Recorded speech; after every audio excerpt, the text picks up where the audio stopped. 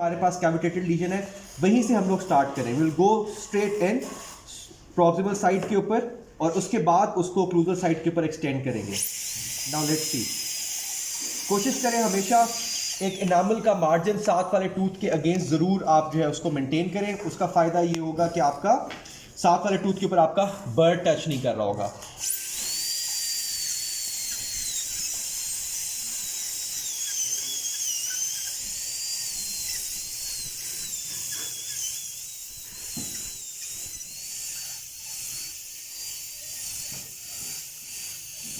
चलें जी, एक दफ़ा जब आपने प्रॉक्सिमल साइड के ऊपर इनिशियल पॉइंट ऑफ एंट्री आपने इंट्रोड्यूस कर दिया है, this is the initial point of entry. ठीक है, अब हम लोग आहिस्ता आहिस्ता एनामल की मार्जिन की थिकनेस को रिड्यूस करेंगे ताकि enamel margin Aahista Aahista automatically chip off हो जाए। ये चीज़ हम लोग क्राउन प्रेप के अंदर भी इसी तरीके से करते हैं।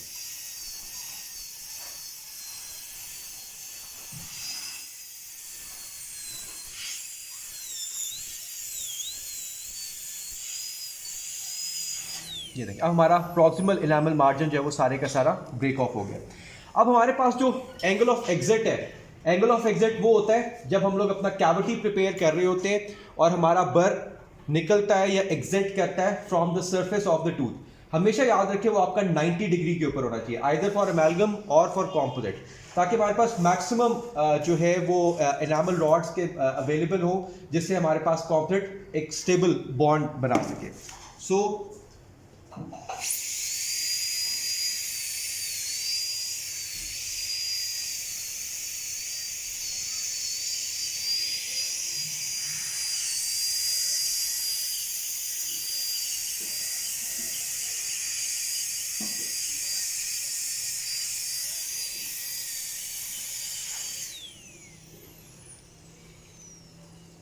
This is the complete cavity proximal side के ऊपर। ठीक है, हमेशा कोशिश करें कि अपनी कैविटी को कॉन्टैक्ट एरिया से बकल और लिंगुअल साइड के ऊपर फिनिश करें।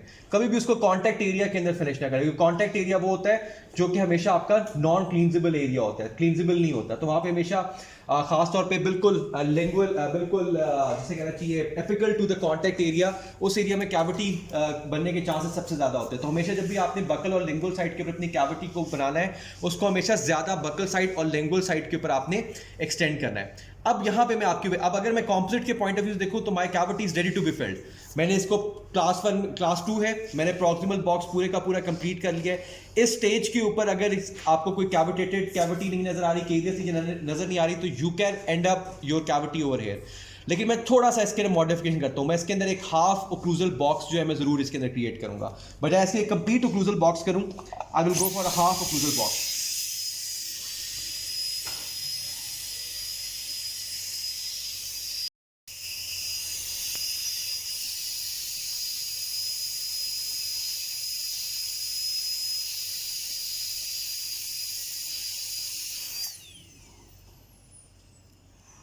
ठीक है, this is my half occlusal box. अच्छा, अब थोड़ा सा हम लोगों ने इसका जो जिंजिवल फ्लोर है उसको हम लोगों ने नीट करना है। अगर मैं आपको दिखा सकूं प्रोब के साथ, तो इसके अंदर थोड़े थोड़े इनामल के लिप्स, इनामल के मार्जिन्स बने हुए हैं। प्रोब दिखा दीजिएगा प्लीज। अगर मैं आपको यहाँ पे दिखाऊं तो यहाँ पे थोड़ा सा हमारे पूरे का पूरा एक इनामल का लिप बना हुआ है, इसको मैं क्लियर ऑफ करूँगा और उसके बाद my cavity will be ready for filling. Lingual side almost इसकी ठीक है, I will go for the buccal side.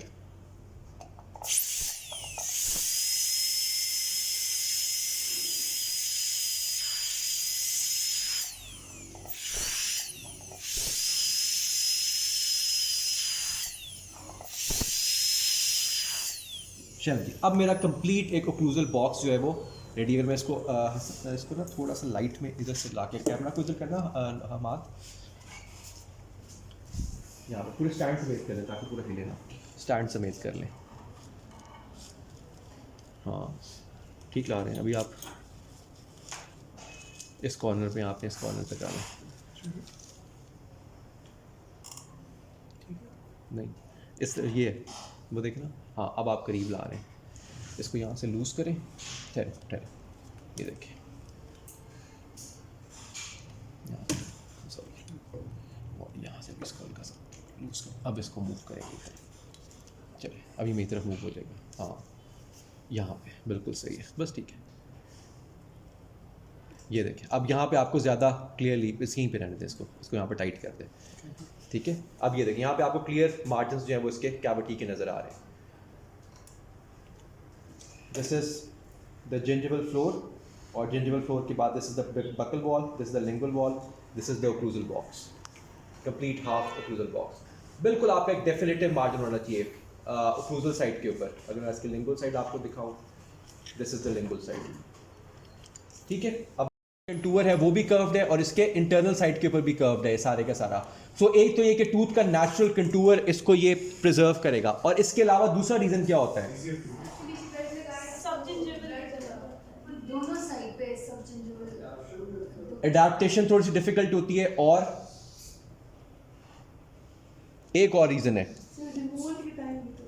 Removal के टाइम भी मसला होता है। इसके अलावा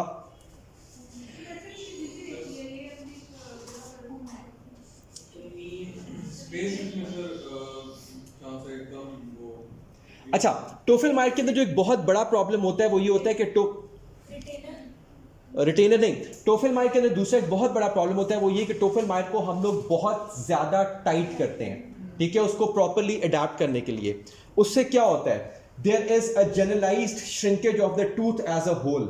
जब हम उसको बहुत ज़्यादा टाइट कर रहे होते हैं, चूंकि वो ऑल अराउंड सर्कमफ्रेंशियल होता है, तो वो टूथ को बहुत ज़्यादा श्रिंक कर देता है। यानी कि ऐसा नहीं होता कि आप उसको वो विजिबली नजर आए कि दांत जो है वो श्रिंक हो रहा है, लेकिन ये कि टूथ को बहुत स्ट्रांगली वो जिसे कहना चाहिए कि हल्का सा उसकी कैविटी लाइंस को इनसाइड मूव कर देता है, और जिसकी वजह से जब हम लोग कॉम्पोजिट करते हैं, कॉम्पोजिट के अंदर अपने श्रिंकेजेस होते हैं।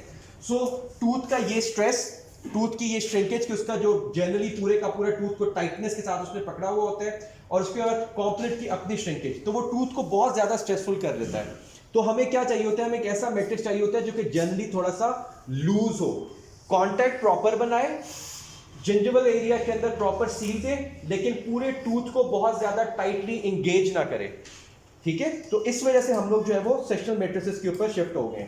So first thing is placement of the sectional matrix.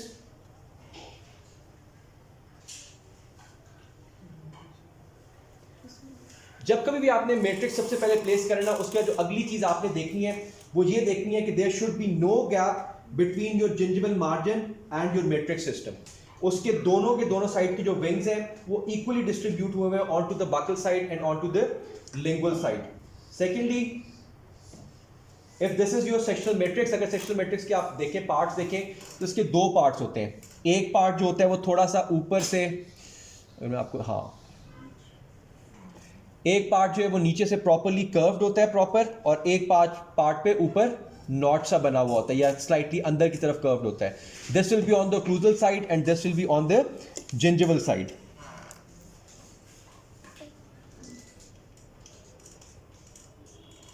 कोशिश करें कि हमारा जो टॉप मोस्ट मार्जिन है ये टूथ, साथ वाले टूथ के जिंजिवल मार्जिन तक आए, सॉरी प्रॉक्सिमल मार्जिन तक आए, उससे ऊपर ना रहे, ताकि साथ वाले टूथ का प्रॉक्सिमल मार्जिन जो है वो आपके पास जो है वो एज रेफरेंस अवेलेबल हो। अब उसके बाद हमारे पास दो ऑप्शंस होती हैं of wedging. One is this traditional wooden wedge, this is elastic wedge, और एक और जो वेज की टाइप हमारे पास होती है जो कि हमारे पास डेंट सप्लाई में आती है, वो हमारे पास दिस प्लास्टिक वेज हमारे पास अवेलेबल होती है, ठीक है। देख रहे हैं, this is a plastic wedge जो कि एनाटॉमिकल वेज होती है, उसी तरीके से एम्ब्रेजर की तरह से ये शेप्ड होती है ताकि इजीली एम्ब्रेजर में जाके फिट इन हो जाए। इसी तरह से जो हमारे पास मैट्रिक्स होल्डर होते हैं, जिसे हम लोग ओ रिंग्स या बाइटाइन विंग्स कहते हैं या रिंग्स कहते हैं, उसमें भी हमारे पास दो टाइप्स होती हैं। This is a normal ring जिसके अंदर these yellow coloured, these are silicone tubes जो कि ऑटोक्लेवेबल होती हैं। 3 डिफरेंट साइजेस के अंदर ये हमारे पास होती है, डिपेंडिंग अपॉन कि कितनी विड्थ है कैविटी की। जितनी कैविटी की विड्थ प्रॉक्सिमल एरिया में ज़्यादा होती जाती है, उतनी इनकी हम लोग थिन जो है वो डायमीटर की ये सिलिकॉन ट्यूब्स जो है वो हम लोग यूज़ कर रहे होते हैं। देन वी हैव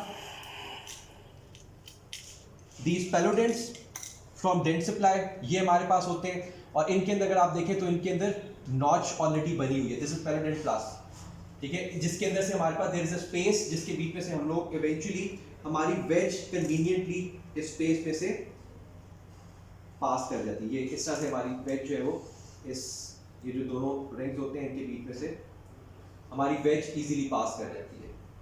ठीक, ये भी जब मैं अप्लाई करूंगा तो उस पर मैं आपको दिखाऊंगा। और इसके अलावा इसके और देखिए, so I will start with my wooden wedge जो कि ट्रेडिशनली हम लोग यूज कर रहे होते हैं। दिस इज माय, आपने सबसे पहले सेक्शनल मैट्रिक्स लगाया, सेक्शनल मैट्रिक्स के बाद the next step is application of wooden wedge. ठीक है, वुडन वेज को आप कोशिश करेंगे कि ट्रायंगुलर शेप की है, ट्रायंगुलर शेप की है, तो आपने इसको बिल्कुल इसी तरीके से अप्लाई करना है कि ये नेचुरल एम्ब्रेजर को फॉलो करे। Broader side on the towards the gum, और जो हमारे पास एपेक्स है वो टुवर्ड्स द ओक्लूजल साइड। बिल्कुल आपने इसको फ्री जिंजिवल सर्कस के अंदर जाके प्लेस करना है ताकि ये अच्छी तरह से एडहियर करे। ये इस वुडन वेज का या किसी भी टाइप के वेज का जो सबसे बड़ा फायदा होता है वो हमेशा याद रखिएगा, वो ये होता है कि हमेशा ब्लीडिंग को स्टॉप करती है। ये आपकी जितनी मर्जी ब्लीडिंग हो रही हो क्लास 2 कैविटी के अंदर, आप एक अच्छा अगर वुडन वेज प्लेस करेंगे जो कि प्रॉपर्ली इंटरडेंटल पेपिला को कंडेंस कर सके, उसको प्रेशर के अंदर लेकर आ सके, तो आपकी ब्लीडिंग 100% स्टॉप हो जाती है।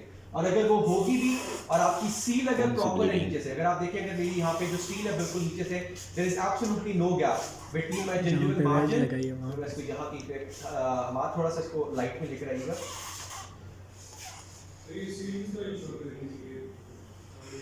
सॉरी, फिर से पूछिएगा।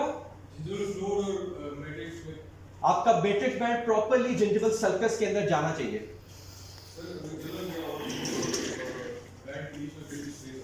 अब फिर आपको फ्लोर रेज करना पड़ता है थोड़ा सा, यानी कि फिर आप उसको फिर आप किसी और तरह का सेक्शनल मैट्रिक्स लगा के, टोफलमाइजर लगा के फ्लोर को थोड़ा सा रेज करते हैं और फिर उसको निकाल के आप एक सेक्शनल मैट्रिक्स लगा के, और फिर क्योंकि सेक्शनल मैट्रिक्स के अंदर एक और प्रॉब्लम क्या होता है, अगर आपकी बहुत ज्यादा वाइड कैविटी है ना, फिर भी आप उसके अंदर सेक्शनल मैट्रिक्स प्लेस नहीं कर सकते। ठीक है, अगर आपका खास तौर पे अगर पूरी की पूरा लेट्स सपोज एक साइड का कस्ट नहीं है, लिंगुअल कस्ट या बकल कस्ट नहीं है, तो वहां पे आप इसको प्लेस नहीं कर सकते। वहां पे फिर आपको यही केस पहले आप नॉर्मल टोफलमाइजर लगाते हैं, उससे वो कस्ट बिल्ड करते हैं, और फिर सिर्फ जब आपका कांटेक्ट बनाने का पॉइंट आता है उसको निकाल के आप नॉर्मल सेक्शनल मैट्रिक्स प्लेस करते हैं और फिर इससे कांटेक्ट बनाते हैं। इसका जो सबसे इंपॉर्टेंट रोल है वो आता ही आपका कांटेक्ट एरिया के अंदर है।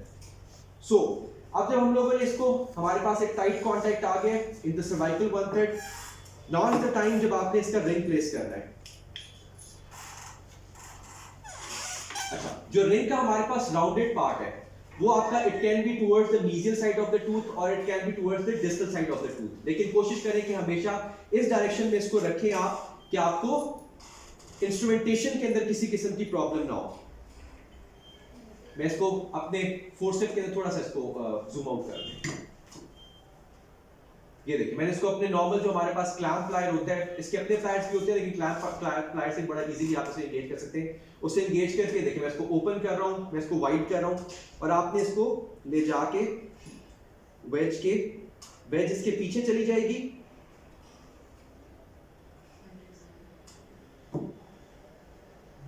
ये देखिए वेज हमारी पीछे चली गई है इसके, और फिर उसके बाद हमारे पास ये सिलिकॉन रिंग्स है, और वो देखिए बिल्कुल टाइट कांटेक्ट अब हमारे पास जो है वो बन गया है। इस सॉरी वेज और मैट्रिक्स के बीच नहीं, अभी मैं आपको थोड़ा सारी चीजें एक्सप्लेन करता हूं, अभी इतनी जल्दी कंक्लूजन्स पे नहीं पहुंचना। अब इस स्टेज के ऊपर you will take a condenser, a fine condenser,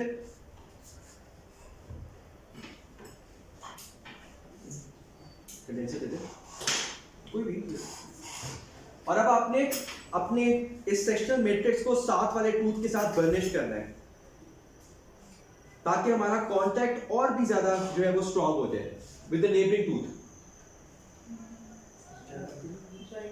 ये देखिए कंडेंसर लेके मैंने इसको साथ वाले टूथ के साथ और बर्निश किया, क्योंकि ये इसका और बहुत बड़ा फायदा ये होता है कि हमें साथ वाले टूथ से मिनिमम सेपरेशन मिलती है, सिर्फ इतनी सेपरेशन मिलती है जितनी हमारे पास जो है उसकी जरूरत होती है।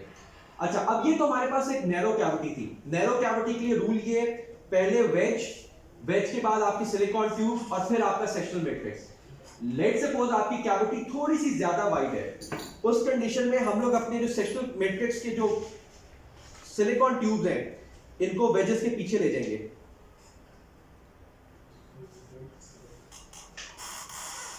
Like this. अगर हमारी कैविटी जो है वो थोड़ी सी ज्यादा वाइड है, क्योंकि अगर आप इसको अब अगर ज्यादा वाइड हो जाएगी और अब आप अपने सिलिकॉन ट्यूब्स को इसके आगे प्लेस करेंगे तो क्या होगा, आपकी सिलिकॉन ट्यूब्स या कैविटी के अंदर गिर जाएंगी, ठीक है। यहाँ पे इसके पास सॉलिड टूथ स्ट्रक्चर नहीं होगा जिसके ऊपर जाके रेस्ट करें। तो इस वजह से हम लोग फिर इन सिलिकॉन ट्यूब्स को वेज के पीछे ले जाके एंगेज कर लेते हैं, ताकि वेज जो है, अब देखिए वेज भी जो है वो थोड़ी सी रैप करके, थोड़ी सी रोल करके उसने टूथ को और ज्यादा स्ट्रांगली जो है वो एडहेयर कर लिया है। सो ये तो हमारे पास हो गए, वुडन वेज होगी हमारे पास, और वुडन वेज के साथ हमारे पास रिंग हो गया। लेट्स सपोज हम लोग वुडन वेज के अलावा हम लोग यूज करना चाहते हैं इलास्टिक वेज। आपने उसी तरीके से सेक्शनल मैट्रिक्स आपने पास कर लिए, सेक्शनल मैट्रिक्स की अडैप्टेबिलिटी देखें, ये इसका सबसे बड़ा फायदा होता है, इतना अच्छा अडैप्ट कर जाता है ना टूथ के साथ एक दफा जब आप इसके ऊपर रिंग लगा देते हैं। सो जूम आउट कर लीजिएगा प्लीज। अब नाउ लेट्स सपोज हम लोगों ने elastic matrix, elastic wedge use करना है। इसी तरीके से हम लोग अपने क्लैंप फोर्सेप्स के अंदर इसके दोनों जो होल्स हैं उनके एंगेज कर लेंगे, और ये देखें थोड़ा सा हमारी जो इलास्टिक वेज है कितनी, ये बिल्कुल उस तरह से होता है जैसे हमारे पास ऑर्थो का सेपरेटर होता है, और इसको स्ट्रेच करके इजीली हम लोग उस कॉन्टैक्ट एरिया के अंदर पास कर लेंगे। ये भी कलर कोडेड होती हैं डिपेंडिंग अपॉन कि कितनी ज्यादा वाइड कैविटी है, डीप है, हम लोग इस इलास्टिक वेज का साइज भी जो है वो छोटा या बड़ा कर सकते हैं। अब कुछ लोग कहते हैं कि स्टेज के ऊपर आप ये सिलिकॉन ट्यूब्स को रिमूव करके, आप इस सिलिकॉन ट्यूब्स के जो एंड है ये इस इलास्टिक वेज के अंदर एंगेज करके आप इसको लगा सकते हैं, but I normally don't do this, यानी कि ये बहुत इम्पॉसिबल सी एक चीज होती है। सो मैं इसको अपने नॉर्मल तरीके से सेक्शनल मैट्रिक्स को प्लेस करूंगा, राइट कर दूं,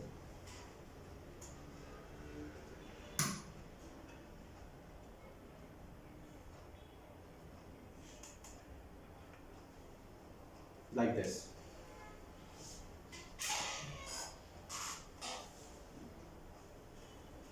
So next thing is elastic wedge होगी, और जब इलास्टिक वेज को हमने निकालना होता है हम लोग इसको एक एंड से स्ट्रेच करते हैं। ये देखिए इसको एक एंड से मैंने स्ट्रेच किया, इसको सिजर से कट किया, और दूसरे एंड से इसको ट्विजर से पकड़ के पुल आउट कर दिया। इसको मैं अब फिलहाल मैं इसको इसी तरीके से निकाल लेता हूं। अच्छा जी, नेक्स्ट हमारे पास आ जाते हैं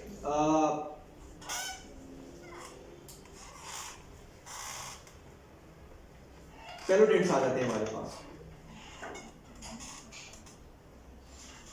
सो हमने सेक्शनल मैट्रिक्स प्लेस किया, सेक्शनल मैट्रिक्स प्लेस करने के बाद द नेक्स्ट स्टेप इज, इसमें पहले वेज भी हम लोगों ने पास करना, वेज भी पहले पास कर सकते हैं और सेक्शनल मैट्रिक्स प्लेस करने के बाद भी हम लोग वेज पास कर सकते हैं।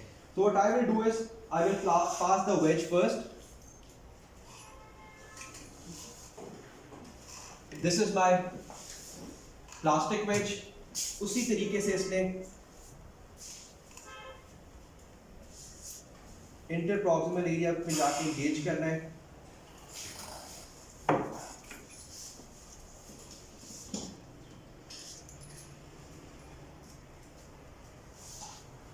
जूम आउट कीजिएगा। आई होल्ड इट, और मैं अपनी वेज को के ऊपर ले जाके एग्जैक्टली इसको प्लेस कर दूंगा। ये देखो अब मेरी वेज इस मैट्रिक्स के बीच में से पास कर रही है दोनों साइड से।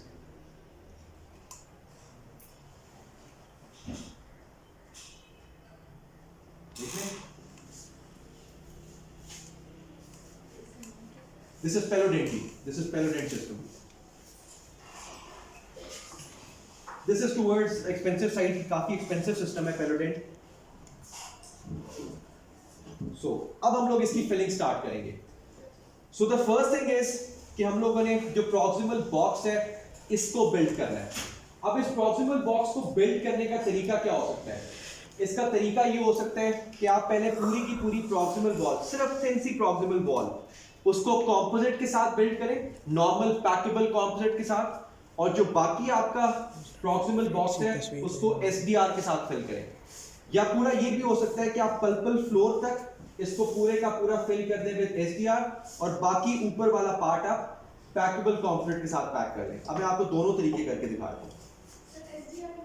SDR is smart dentine replacement, which is a bulk fill flowable composite, ये इस तरह के ट्यूब में आता है, ये इस तरह कैप्सूल्स के अंदर आता है, ठीक है। It is flowable composite but it is bulk fill flowable composite with very good strength. ये वो वाला कॉम्पोजिट है जो कि मैंने आपसे कहा था आप लोगों ने यूज नहीं करना फॉर स्टैम्प टेक्निक। अच्छा जी, अब हम लोग सबसे पहले क्या करते हैं कि इसकी प्रॉक्सिमल वॉल बना देते हैं। सबसे पहले पूरे दीजिएगा कॉम्पोजिट, मुझे आप देंगे ये वाला।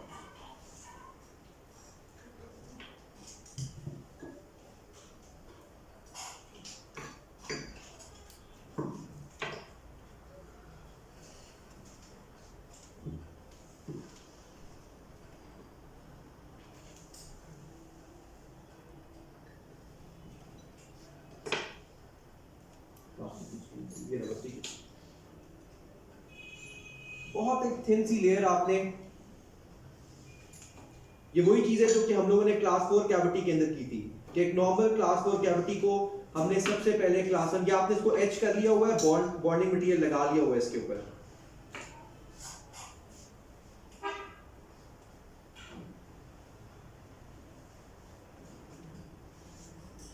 अच्छा, इसमें आपने हमेशा किस चीज का ख्याल रखना है, वो ये आपने करना है कि आपका इंक्रीमेंट जो है वो साथ वाले टूथ की प्रॉक्सिमल मार्जिन से ऊपर ना जाए, क्योंकि वो जैसे ही ऊपर जाएगा आपका हाई स्पॉट बनना शुरू हो जाएगा।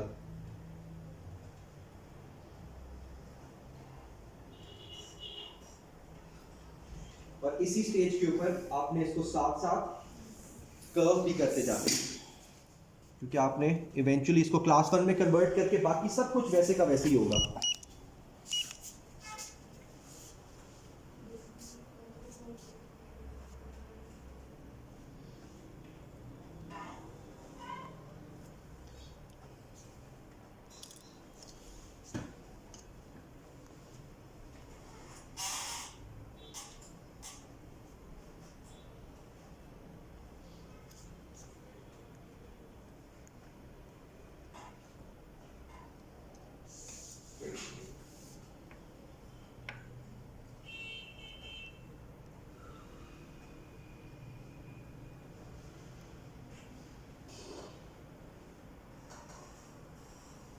ये देखिए, नाउ दिस इज कंप्लीट, बिल्कुल मैंने कुछ भी नहीं किया, सिर्फ एक बिल्कुल थिन सी लेयर मैंने लगा के उसकी प्रॉक्सिमल वॉल को वापस बिल्ड कर दिया है ताकि मेरी क्लास 2 कैविटी क्लास 1 कैविटी में कन्वर्ट हो जाए। लाइट क्योर कर दीजिएगा please.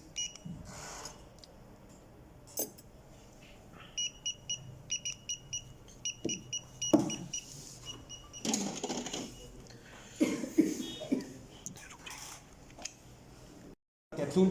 So what I will do is,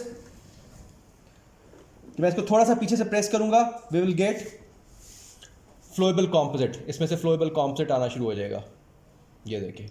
and this is self levelling and self condensing. अब मैं पूरे का पूरा प्रॉक्सिमल बॉक्स पल्पल फ्लोर तक, जिंजिवल फ्लोर से लेके पल्पल फ्लोर तक इससे फिल कर लूंगा।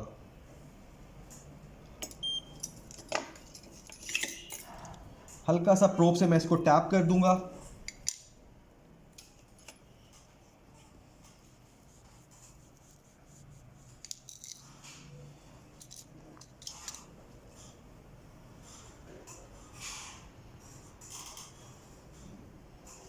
इसको सिर्फ आप 1 से 2 मिनट छोड़ दें ताकि ये इजीली पूरे, अब ये देखिए मैंने पल्पल फ्लोर ऑलमोस्ट पूरे का पूरा जो है उसको टूथ है हमारा, उसका पल्पल फ्लोर तक उसको मैंने प्रॉक्सिमल बॉक्स को फिल कर दिया है।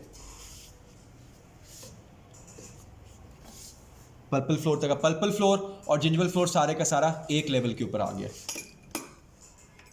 थोड़ा सा मैं इसको टाइम दूंगा ताकि अपने आप को सेल्फ लेवल कर ले। ये मैक्सिला में भी है जी, इट इज सेड कि नहीं होता, लेकिन मैंने यूज करके देखा कोई बहुत ज़्यादा फर्क नहीं पड़ रहा होता।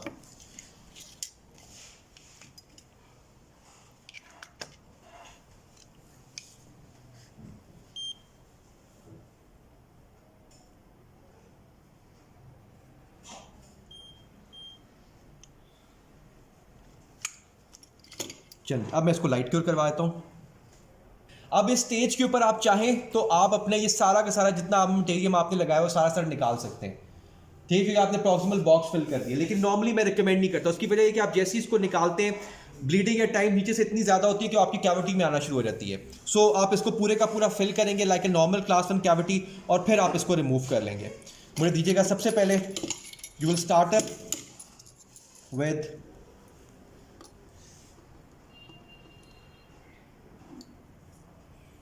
Your sectional matrix, then comes out the wedge, then comes out. अच्छा, टाइम जी सेक्शनल मैट्रिक्स इतना क्लोजली एडेयर, अब ये देखिएगा, देखिए मेरी मार्जिनल एज बिल्कुल साथ वाले टूथ के लेवल के ऊपर है। अब कभी कभार ये सेक्शनल मैट्रिक्स इतना टाइटली एडेयर हो चुका होता है टूथ के साथ कि ये नॉर्मल ट्विजर से पकड़ के भी नहीं निकलता। आई नॉर्मली यूज़, जो हम लोग मैथ्यूज़ यूज़ करते हैं ऑर्थो के अंदर वायर्स वगैरह को होल्ड करने के लिए, मैं मैथ्यू से भी मुझे इसको निकालना पड़ता है, इतना टाइट कॉन्टैक्ट ये बन चुका होता है। अब ये हमारे पास ये पूरी की पूरी एक बॉक्स लाइक कैविटी में कन्वर्ट हो चुकी है। नाउ आई डू नथिंग, जैसे मैंने पूरी की पूरी क्लास 1 कैविटी पहले फिल की थी, मैं सिर्फ मैंने जो अपनी प्रॉक्सिमल बॉक्स बनाया था, मैं उस प्रॉक्सिमल बॉक्स को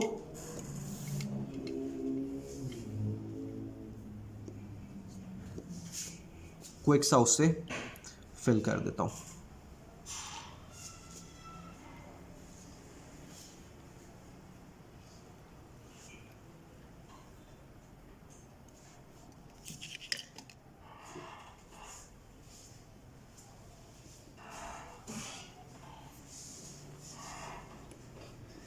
लाइट क्योर हमाद,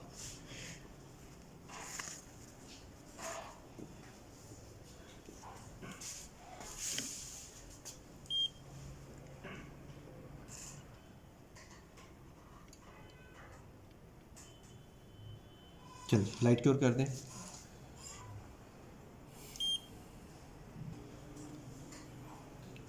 ठीक है, किसी और क्वेश्चन? सर कभी कभी ये होता है कि सर एक टूथ होता है सर, उसकी कैविटी कैरियस लीजन होता है जो क्लास 2 होता है, तो उसमें ये होता है कि जो गम जो है वो ऊपर आया होता है, मतलब जो आराम से जाने आते